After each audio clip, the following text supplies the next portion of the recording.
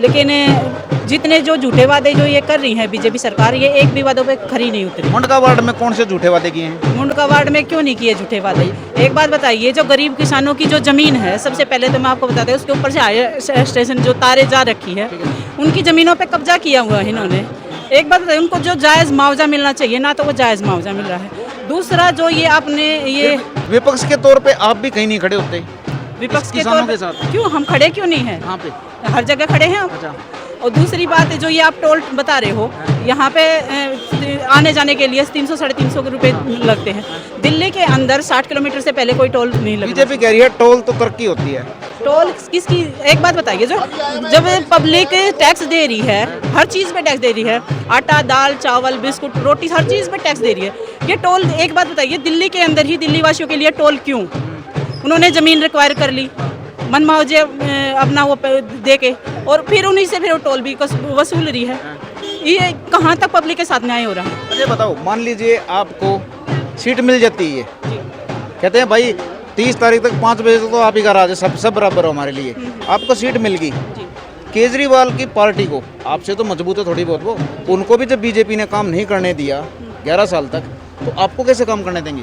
बिल्कुल करने देगी। अगर जो बीजेपी वाले, अगर जो आम आदमी पार्टी वाले की जो आप बात करें केजरीवाल की, अगर वो बोल रहे हैं कि हमारे पास तो फंड नहीं पहुंचा, वो ऐसे ऐसे कह रहे हैं कि एलजी उनका है।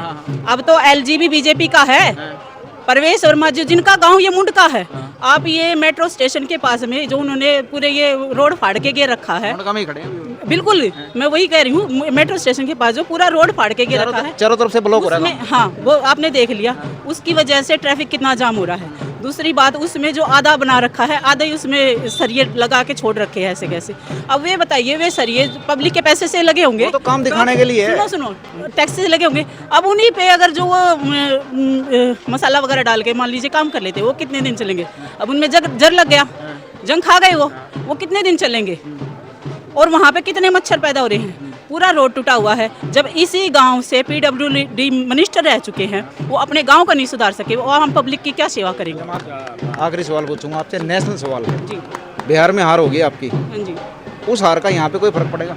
बिहार में 10-10 हज़ार रुपये जो उन्होंने दे के और ये बोला था कि इस पे कोई ब्याज नहीं लेंगे, आज उस पे वो ब्याज भी ले रहे हैं। उन्होंने हर जगह झूठे वादे किए। पहले बोल रहे थे होली दिवाली पे फ्री सिलेंडर मिलेगा, कहाँ होली दिवाली पे उन्होंने फ्री सिलेंडर दे दिया। और दूसरी बात, ये बोल रहे थे महिलाओं के लिए 2500 रुपये देंगे, कहाँ 2500 रुपये दिए उन्होंने? आप पूरी तैयारी करके आ रहे हो? तैयारी तो सर देखो, पब्लिक है, पब्लिक सब कुछ जानती है, पागल नहीं है। पब्लिक क्या रिस्पॉन्स दे रही है आपको? पब्लिक बहुत अच्छा रिस्पांस दे रही है, बहुत अच्छा रिस्पांस दे रही है, बिल्कुल साथ में है। उनको दिख रहा है वोट चोरी हो रही है हर जगह। एक घर में 80-80, एक रूम के मकान में 80-80 वोटरों के आप रख सकते हो? एक रूम में जो 80-80 जो ये वोटर दिखाए जा रहे हैं, कहाँ से आ गए ये? चलो वोट चोरी तो फिर आपको कौन सी रुक जाएंगी? अगर वोट चोरी से आप निकल के इलेक्शन जीत जाते हो तो इलेक्शन के बाद फिर मिलेंगे। धन्यवाद जी, धन्यवाद। धन्यवाद। भगवान करे आपको सीट मिल जाए किसी तरह। ठीक है साहब, ठीक है।